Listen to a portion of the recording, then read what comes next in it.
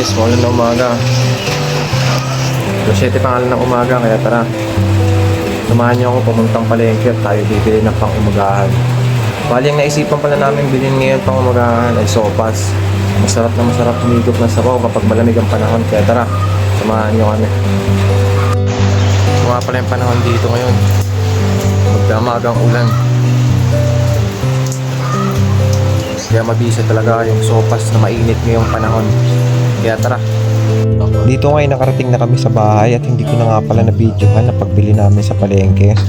At kumpleto na pala yung mga rekado dito. At ang gagawin na lang natin ay ihiwain at lulutuin. Kaya tara, let's go. Panoorin itong video na to. Aray ko!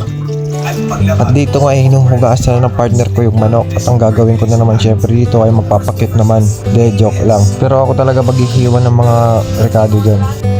At dito nga unang first step natin ay ihiwain ko muna yung repolyo. Bali maliliit na gayat lang ang gagawin ko dyan para makain ko naman. Kasi kapag malalaking gayat nasusukan na ako. Charot. Pero totoo yun.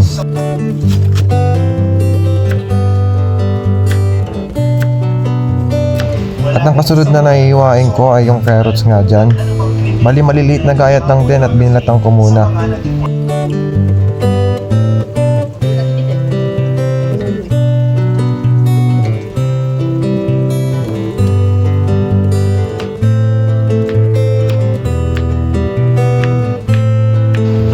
At pagkatapos ko ang gayatin yung carrots ay sinunod ko naman yung hotdog ko. Ay ito yung hotdog na isasahog natin para sa sopas.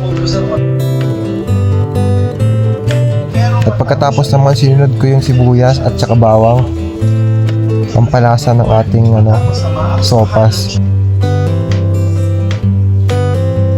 Dito nga tapos ko na nga gayatin yung sibuyas, bawang, repolyo at yung hotdog. Syempre yung carrots. At bago dyan, syempre titikman ko muna yung hotdog bago ko himayin yung manok na ating panrekado. Ayan na, hinihimay ko na dyan guys. At syempre pagkatapos nyan, magigisa na tayo. Inuna ko nga pala ginisa dyan yung sibuyas at saka bawang.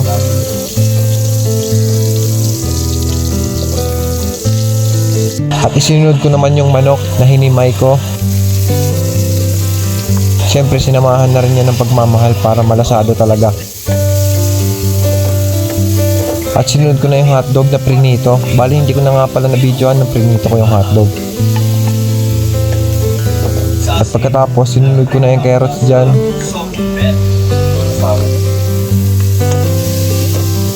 Pagkatapos sinunod ko na naman yung macaroni pasta. Hinalo-halo ko na naman dyan.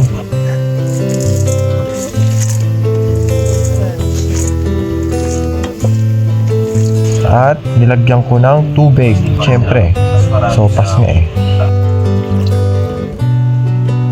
Bali, hindi ko na nga pala na-videohan dyan yung paglagay ko ng mga repolyo at ng iba pang rasangkap. Bali, 4 na basa lang palang tubig nilagay ko kasi aapaw na. At siyempre, fast forward tayo. Ito na yung last. Ito na talaga yung pang final event. Sopas na luto na guys. At tara, kakain na tayo. Kakain na. Ito nga pala yung ko, chef ko. Siyempre ako yung assistant. At tayo'y kakain na. Let's go! At dito siyempre, ito na yung pang final event. Kakain na kami. Hindi na ako makapag-intay matikman yung sopas na niluto namin kung talagang bang pasado o hindi sa panlasa namin. Pero tingin ko naman masarap kaya pwede na to. Kaya tara, kain na tayo guys.